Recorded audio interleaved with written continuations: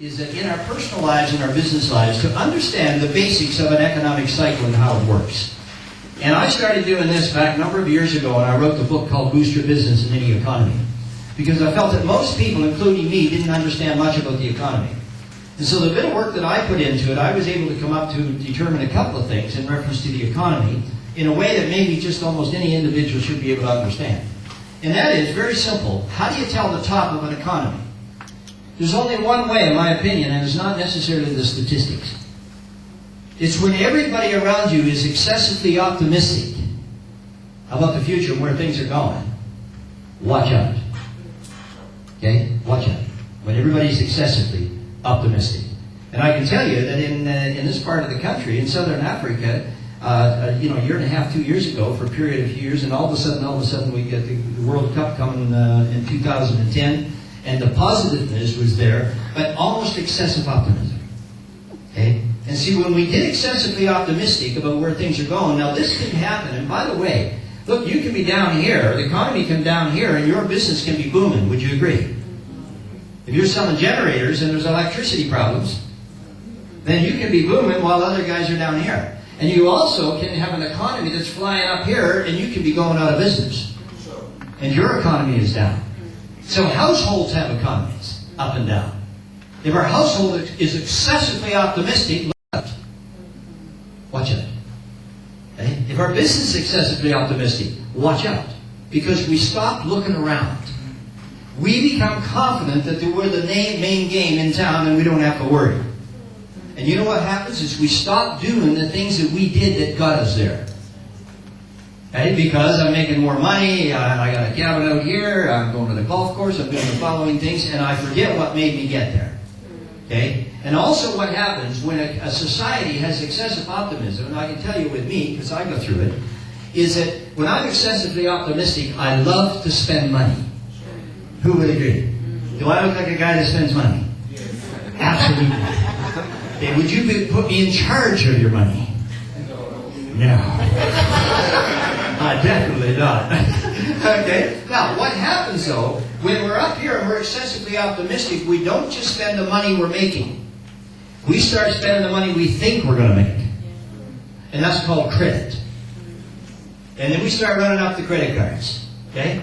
We're running up the credit cards, we're running up the overdrafts. Okay? We overextend ourselves. We move from a house that's really a good little house and it's working just fine, but we want to move up with the Joneses.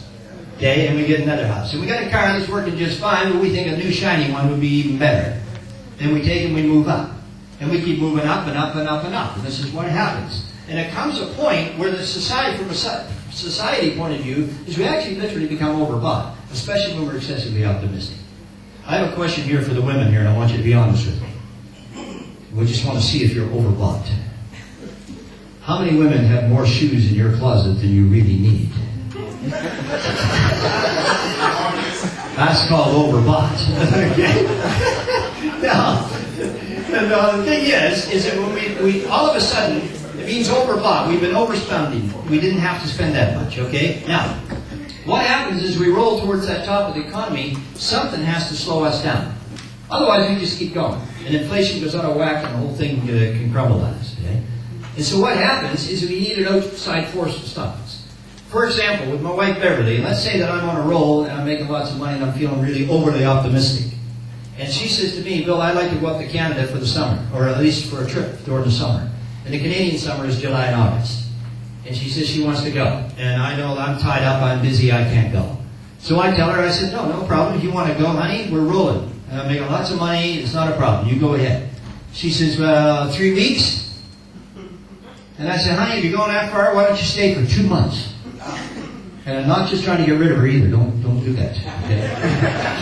Okay, if you're going that far, stay for 2 months. Enjoy yourself. And so she says, great. And I said, go ahead and plan. She said, I'm going to go up. I'm going to go up on maybe about the 5th of July, and I'll come back around the 5th of September. I said, fantastic. Immediately, what she do? She gets on the phone. She's phoning everybody in Canada she knows. She says, I'm coming. The next thing I see her down at Woolworths. She's buying gifts. She's spending money. She's excited. And then, all of a sudden, I get a telephone call from Nedbank, my bank manager. And he says, Bill, I got to talk to you. And And I go down and I said, is there a problem? He said, there sure is. He said, you remember 7 months ago, you made a promise to me that you would take that company overdraft of yours from 100,000 Rand down to zero. You were overdraft by 100 grand. And you promised me you would do it, and you haven't done it. And I looked at him and I said, that's not the truth. I've taken it down to zero 6 times. He said, yeah, but you take it up to 100,000 7 times, okay? And that's why we're in an overdraft of 100 grand. And he said, now the credit department's looked at it with me. I've looked at it, and I look at your cash flow. You can get rid of that overdraft very, very quickly. I think you can do it in 90 days. And I'm in trouble because you haven't done this. So you've got to commit to do it. Will you do it? And I said, I will do it. Now, how do I go home and tell my wife she can't go to Canada? You know what I do? And I had told her that I had budgeted 100 grand for her vacation. Okay, and I told her to take a flight from Vancouver to Halifax, where her family's from, which is a 9-hour jet flight while she's there. Go back to Vancouver and take a week and take the kids to a resort. Okay? And it's on Daddy Bucks. By the way, how many women would like to be married to me? Just so you know. I'm just checking. I'm looking for a backup. Anyway, what happens is, how do I tell my wife? I go home and I sit her down and I say, honey, I'll show you how you do it. You just say, sweetheart, sit down. I got to talk to you. She says, is there a problem? I said, yes, it is. I said, I just went to see the bank manager today. And my bank manager told me to tell you that you can't go to Canada. Right? And if you got a problem with it, you can give him a call. Right? Isn't that what happens? And see, the thing is that most of us, if we're on a spending thing and we're very optimistic, we have trouble slowing down.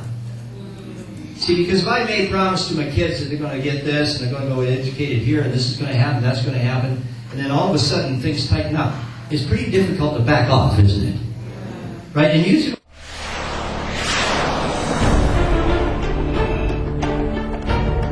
Top author, speaker and entrepreneur, Bill Gibson from Canada, established Knowledge Brokers International in 1996. The vision was the exclusive offering of world-class training systems and processes to the corporate market world. Through the immediate acceptance in the marketplace of Bill Gibson's sales development, sales management, and personal marketing systems combined with results-based and sustainability-producing templates, KBI has developed the reputation of being the provider of the most comprehensive sales and sales management development and implementation systems available in the